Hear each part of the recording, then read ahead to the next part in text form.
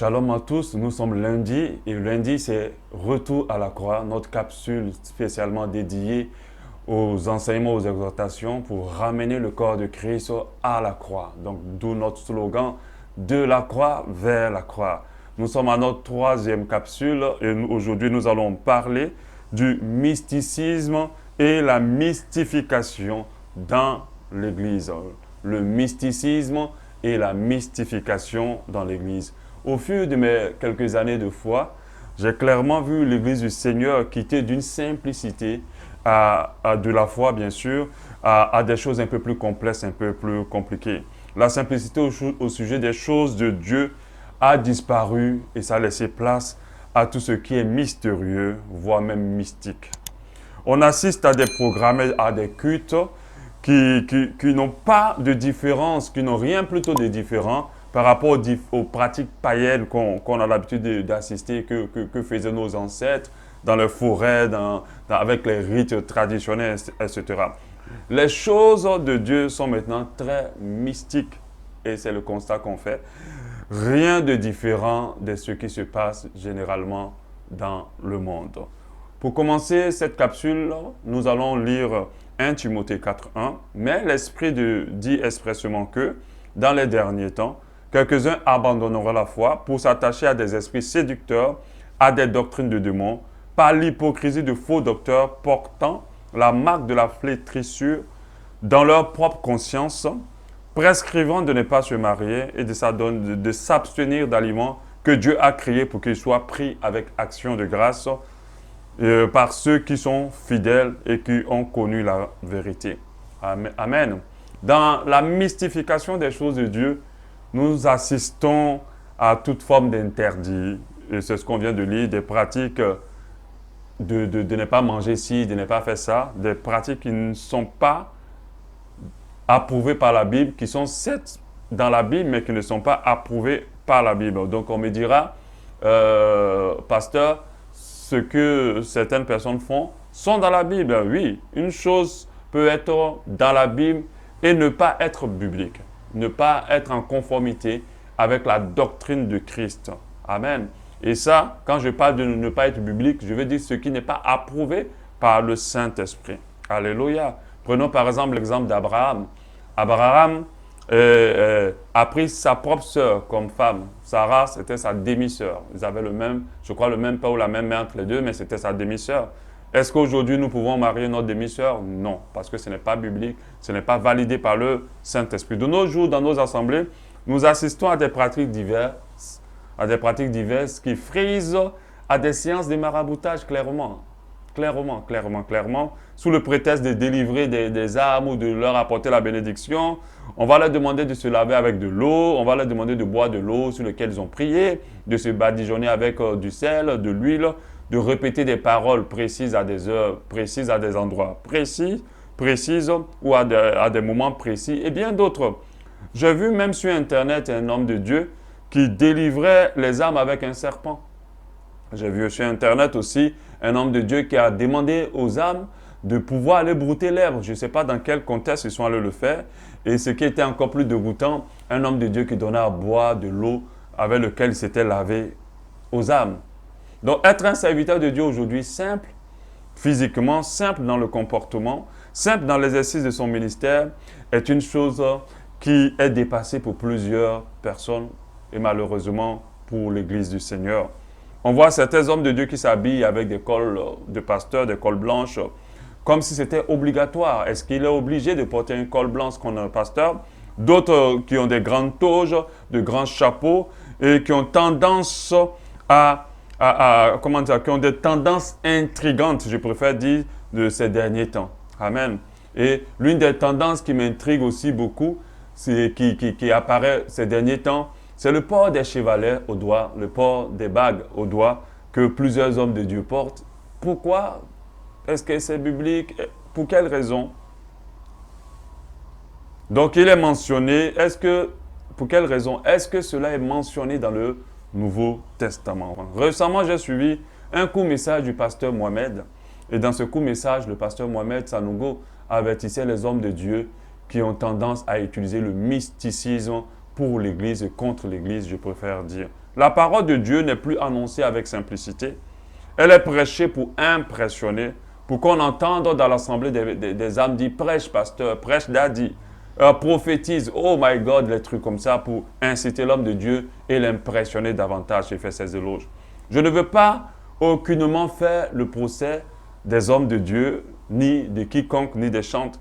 Je veux que cette capsule expose vraiment la vérité de Dieu, afin d'aider plusieurs chrétiens à sortir de l'emprise du mysticisme et de la mystification, et aider plusieurs hommes de Dieu à se repentir pour ne pas se retrouver devant le Seigneur en train d'être rejetés, parce que la parole de Dieu nous dit en Matthieu 7, 22, « Ceux qui me disent Seigneur, Seigneur n'entreront pas tous dans le royaume des cieux, mais celui-là seul qui fait la volonté de mon Père qui est dans les cieux. » Plusieurs, verset 22, me diront, en ce jour-là, Seigneur, Seigneur, n'avons-nous pas prophétisé en ton nom? N'avons-nous pas chassé les démons en ton nom? N'avons-nous pas fait beaucoup de miracles par ton nom? Alors Jésus va leur dire ouvertement, je ne vous ai jamais connu, retirez-vous de moi, vous qui commettez l'iniquité. La parole de Dieu est peu prêchée aujourd'hui de nos jours. On accorde peu de temps à l'évangile vraiment prêché. On l'aborde même peu. Mais on est très prompt à rentrer dans des séances de guérison, de délivrance, de bénédiction, de manière qui frise un peu au mystique, au mysticisme. Donc, nous avons plusieurs types de pratiques, comme des pratiques exotériques et mystiques telles que la Kabbale juive, qui est une pratique de secte juive. On a le Tai Chi, qui est une forme de yoga. Mais le Tai Chi à la base, c'est de l'art martial, mais qui a un côté mystique, a un côté spirituel qu'on utilise deux fois dans l'église. On a le Kundalini. Kundalini, voilà. C'est Kundalini, qui est aussi une pratique de yoga qui est utilisée beaucoup dans les assemblées, mais les gens ne se rendent pas compte.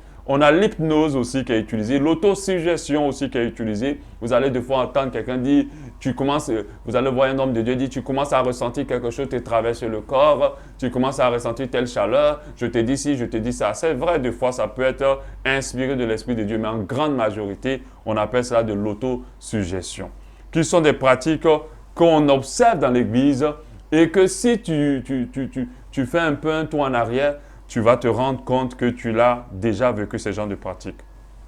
Amen. Comme si cela ne suffisait pas, plusieurs hommes de Dieu sont clairement des agents du diable, usant du pouvoir des ténèbres pour avoir la notoriété et avoir de la foule dans leur assemblée. Nous avons des marabouts et des féticheurs d'un nouveau genre dans nos églises qui utilisent la Bible, mais qui font tout ce qui est contraire à la parole de Dieu. Nous allons lire Deutéronome 18 10 qui nous en parle. Qu'on ne trouve chez toi personne qui fasse passer son fils ou sa fille par le feu, personne qui exerce le métier de divin, d'astrologue, personne qui exerce le métier de divin. La divination est beaucoup pratiquée dans nos églises, beaucoup. On confond ça aux paroles de connaissance, mais ça n'a rien à voir avec les paroles de connaissance. C'est la divination d'astrologue, d'occulte, de magicien, d'enchanteur, personne qui consulte ceux qui invoquent les esprits ou qui disent la bonne aventure. Personne qui interroge les morts. Au verset 12, « Car quiconque fait ces choses est en abomination à l'Éternel, et c'est à cause de ces abominations que l'Éternel, ton Dieu, va chasser ces nations devant lui. » La parole de Dieu est maintenant mystifiée. La parole de Dieu n'est plus prêchée avec simplicité. On donne l'impression aux chrétiens qu'on va leur enseigner quelque chose de nouveau. On donne l'impression aux chrétiens qu'on va leur enseigner quelque chose de profond, d'inaccessible. On va leur donner des grandes révélations pendant que les choses de Dieu sont simples et doivent le rester. Elles doivent être accessibles à tous et être annoncées avec simplicité. Trop de religiosité au sein de l'Église, trop de pharisianisme au sein de l'Église, peu de foi, peu de vérité, peu de Dieu. Cette façon de faire a produit des chrétiens superstitieux. Des chrétiens superstitieux au lieu de produire des chrétiens spirituels. Ils croient que ce qui est mystérieux est bien. Ils croient que ce qui est mystérieux est ce qu'il faut. Ils croient plus à ce qui est mystérieux qu'à ce qui est simple. Imaginez un homme de Dieu qui dit si tu veux être béni, dis 7 fois Jésus. Lève-toi et dis 7 fois Jésus. Et des fois, on attend ça. Ceux qui, je vous dis de manière prophétique plutôt, si celui qui va, les 7 premières personnes qui vont se lever pour dire 7 fois Jésus, Jésus, Jésus seront bénis. Mais comment les gens vont réagir? On verra plusieurs chrétiens qui vont se lever très vite dans la salle pour dire 7 fois Jésus en espérant être bénis ou en craignant d'être maudits. On appelle ça de la superstition. Nous devons tout faire par le Saint-Esprit et non pas par la superstition. On n'est pas béni parce que quelqu'un a dit que si on n'a pas fait telle chose, on le sera. Dans mon assemblée, l'assemblée que Dieu m'a fait la grâce je ne vais pas dire mon assemblée, dans cette assemblée que Dieu m'a fait la grâce de conduire, on a été confronté à ce genre de problème, surtout avec les nouvelles personnes. Quand elles arrivent et qu'elles voient la simplicité du culte, généralement, elles ne comprennent pas pourquoi les choses sont aussi simples, pourquoi on ne leur impose pas les mains, pourquoi on ne leur fait pas des prophéties, pourquoi on ne leur fait pas des pratiques, pourquoi il n'y a pas d'huile, par exemple, en griffe d'onction pour mettre sur eux et tout le reste. Et elles préfèrent en réalité se retrouver dans d'autres endroits où ces pratiques-là sont plus en vogue. Elles ont plus foi à tout ce qui est mystérieux, tout ce qui est mystique, qu'à tout ce qui est simple pendant que notre Dieu est simple. En réalité, les endroits où l'évangile est vraiment prêché, il y a la guérison, il y a la délivrance. Amen. Il y a la transformation de vie. Mais il faut être patient. Il faut prendre le temps, il faut vraiment chercher Dieu. Alléluia. Je vais vous parler de quelques exemples. Il y a une personne que j'ai connue qui est allée dans une église en vogue. Elle était de notre assemblée. Elle est allée dans l'église en vogue parce qu'elle trouvait que notre assemblée était très simple. Et dans une église en vogue qui pratique plein de choses diverses. Et elle est restée quelques semaines dans cette église, désirant rencontrer le pasteur, va vers l'assistant du pasteur pour dire à l'assistant du pasteur, j'aimerais rencontrer le pasteur. Et la réponse de l'assistant du pasteur l'a scotché. L'assistant du pasteur a dit, pour rencontrer le pasteur, c'est 15 000 francs. Et pour que le pasteur vous fasse un scanner, je ne sais pas c'est quel type de scanner, certainement un scanner mystique, je ne dis pas spirituel, alors ça sera 25 000 francs. Cette fidèle a été choquée, elle est très revenue à l'assemblée, elle est jusqu'à présent dans notre assemblée. Je peux vous donner encore un autre exemple, une autre fidèle aussi de l'église qui avait quitté l'église et qui avait cette impatience de voir des choses dans sa vie changer. Elle est partie voir un homme de Dieu, un autre homme de Dieu, et cet homme de Dieu, pour que sa vie change et que la situation change, et cet homme de Dieu lui a demandé des choses pour la délivrance. Donc, figurez-vous ce qu'il lui demande. Il lui demande déjà qu'elle apporte un vêtement qu'elle porte, qu'elle lui donne un vêtement qu'elle porte, et qu'elle vienne dormir 3 nuits dans leur église, 3 nuits. Donc, pendant 3 nuits, elle devait dormir dans leur église. Et en plus de ça, qu'elle lui donne 500 000 francs, environ 150 €. Elle a compris qu'elle était au mauvais endroit. Elle est revenue. Des histoires comme ça, j'en ai tellement. Je vais vous en parler d'un dernier. Je vais vous donner un dernier exemple. C'était une jeune fille. Bon, on va me dire, pasteur, pourquoi c'est que les filles? Oui, il y a les hommes aussi qui sont victimes, mais bon, c'est ces exemples-là que j'ai pris. Cette jeune fille qui voulait enfanter, qui voulait enfanter, bon, elle ne vivait pas une vie correcte, elle est païenne, et elle se dit, les hommes de Dieu vont résoudre mon problème. Donc, qui voulait enfanter, et elle va voir un homme de Dieu. Et l'homme de Dieu dit que le problème, il est ci, il est ça, il est ça, il est ça. Pour votre délivrance, prenez ce médicament, mettez-le dans vos entrailles et allez-y avec un homme et vous allez tomber enceinte. Et cette jeune fille dit, mais là actuellement je n'ai personne. Donc le pasteur se propose de jouer le rôle de celui qui va l'enceinte. Et la jeune fille était d'accord. Et en plus de ça, elle devait payer 500 €, environ 350 000 francs CFA, pour se faire abuser par un homme. Et voilà. Donc combien de femmes se sont fait abuser par le serviteur de Dieu sur le prétexte d'une délivrance avec l'usage du mysticisme et de la mystification. J'entends des fois certains hommes de Dieu dire, si tu ne mets pas le mystère autour de toi, les gens ne vont pas respecter ton onction, ils ne vont pas respecter ci, ils ne vont pas respecter ça. Non, amenez les âmes à apporter de la considération à Christ, pas à vous, pas à vous. N'amenez pas les âmes vers vous. Il ne faut pas montrer aux âmes que vous êtes Dieu, vous ne l'êtes pas, vous ne le serez jamais. Vous êtes humains comme eux, vous respirez comme eux, vous mangez comme eux, vous buvez comme eux. Il n'y a pas de différence entre vous et les âmes. Lorsque Christ viendra, vous ne serez pas devant les âmes.